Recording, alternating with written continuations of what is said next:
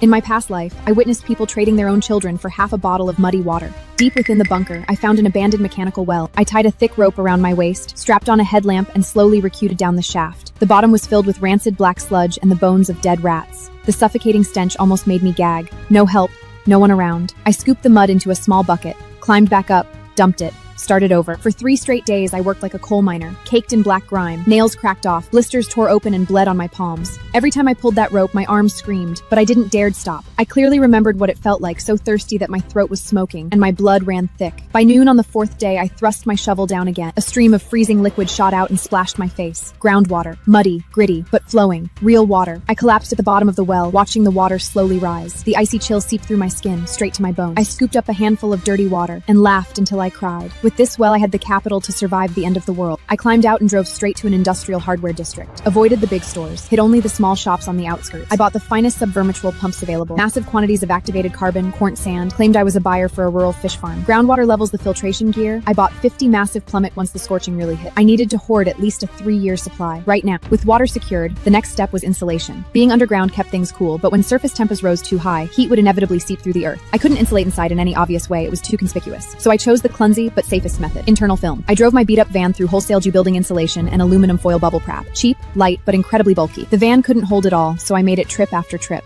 For days, I worked like a tireless machine, hauling supplies by day, gluing panels to the walls by night. With no crew to help, I built my own scaffolding. Reaching the 15-foot ceilings was a nightmare. I fell twice, leaving my legs covered in ugly purple bruises. I went through hundreds of buckets of industrial adhesive. The chemicals burned through a layer of skin on my hands. But as I watched those damp, moldy walls disappear behind layers of gleaming silver foil, my chest swelled with pride. These weren't just walls. It was a shield against the Reaper. External camouflage was even more critical. The bunker's air vents protruded halfway up the mountain. To hide them, I transplanted dead brush, thorny vines. I also dumped piles of repulsive trash near the main entrance. Rotting furniture, stinking clothes, broken glass. I wanted anyone passing by to take one look, cover their nose, and walk away. I bought the finest submersible pumps available. Massive quantities of activated carbon, quench sand. Get in my rural fish farm. Along water levels the filtration gear. I bought 50 massive Vestimus blasting really hit. I needed to hoard at least a 3-year supply. Right now, 2 weeks until the apocalypse. The infrastructure was done. Now it was time to fill the pantry. I still had a large chunk of cash left. I didn't go on a shopping sprees at big supermarkets. That would trigger alerts. Instead, I drove hundreds of miles to rural counties and bought directly from farmers. All kinds of grain, some even expired. Mung beans, you could eat them, and when things got desperate, you could sprout. During my final supply run, I passed a pharmacy, forcing Dorian to cut my flesh to nourish her. My face hardened. I walked inside and bought their entire stock. Iodine, anti-inflammatories, antibiotics, painkillers.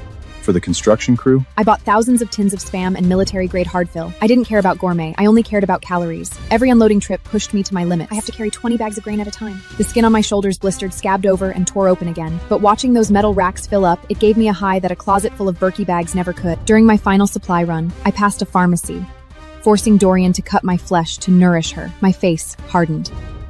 I walked inside and bought their entire stock.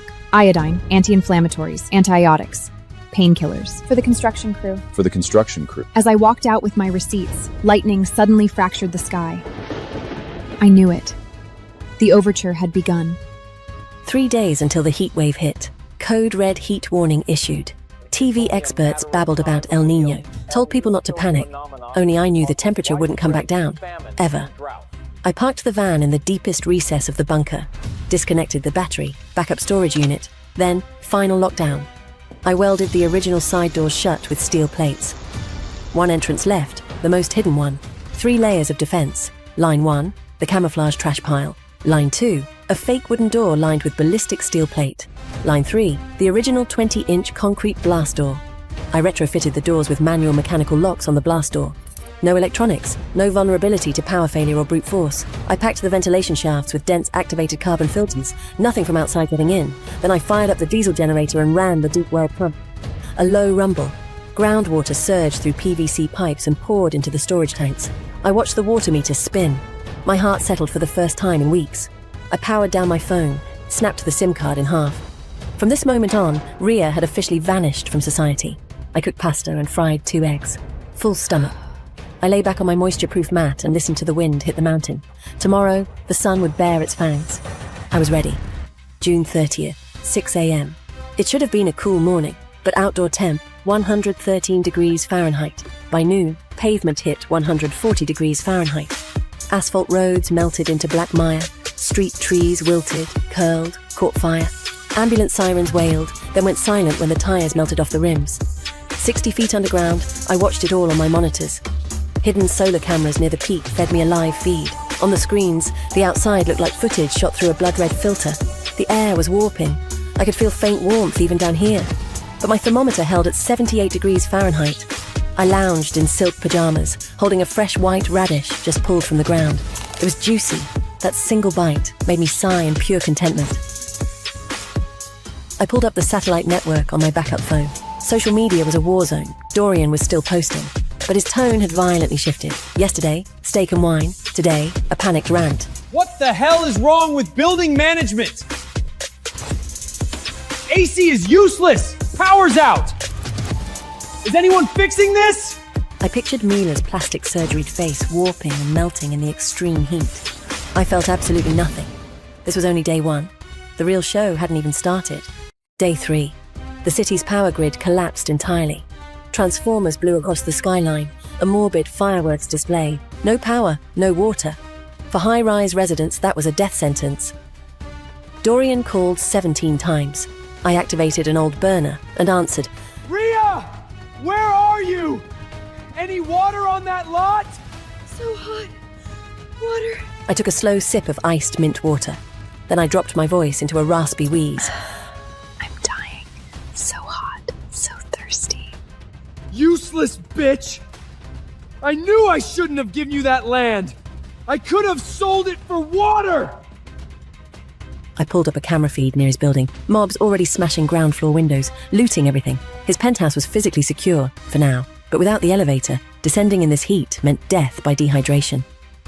I looked at my hydroponic trays. Under purple LED lights, the lettuce was vibrant green. The drip irrigation system released 1 drop of nutrient solution every 10 minutes. In the silence underground, it sounded like music. No rush. I had all the time in the world to watch them turn from humans into ghouls. It was year 3 of the scorching apocalypse. Global temperatures had locked in at 150 Fahrenheit. Because I had been too open about my doomsday prepping, my supplies were looted on day 1. After that, my husband Dorian and his childhood sweetheart Mira kept me like lives. I had a rare type O negative blood type. In a world drained completely of water, my blood had become their most luxurious drink. Dorian swallowed the warm blood drawn from my wrist. He handed the remaining half bowl to Mira. I was sitting at that familiar mahogany conference table. Dorian slammed a divorcement down in front of me, his face twisted with impatience. Rhea, don't push your luck. I get the Riverview penthouse. You get that useless plot of land in the boondocks. That's my final offer. If you keep dragging this out, Mila's gonna be upset. I glanced at the glowing screen of my phone. June 1, 2026. Exactly 1 month before the sun turned into death my throat. I thought about his prized Wentworth house, the most expensive real estate in the city. All glass facade and panoramic. In the apocalypse, a 360-degree solar oven. Anyone trapped inside would be roasted into jerky within half a day. And the useless plot of land he'd casually tossed at me? Fine, I'll sign. I'm just so tired. I'm going to the mountains to farm. I hope I never see you 2 bastards again the rest of my life. Dorian exchanged a quick, triumphant look with Mira, who sat right beside him. They couldn't hide the wild ecstasy in their eyes. To them, if that of divorce had driven Million Mansion for a pile of worthless dirt. The moment I signed, fake sympathy all over her face. Don't blame Dorian, Rhea. That land might be remote, but it's peaceful. It'll be nice for you to live alone. I ignored her, stood up, grabbed the car keys, and walked out. Outside, the midday sun hit hard. Never again would I be this stupid. My first priority wasn't a shopping spree, it was cash. I couldn't touch my accounts. Dorian was watching. Any large transfer and he'd pounce. I drove straight to the city's largest luxury consignment shop. My trunk was packed with Hermes bags, watches, and jewelry. I dumped it all on the counter like garbage. The owner's eyes went wide.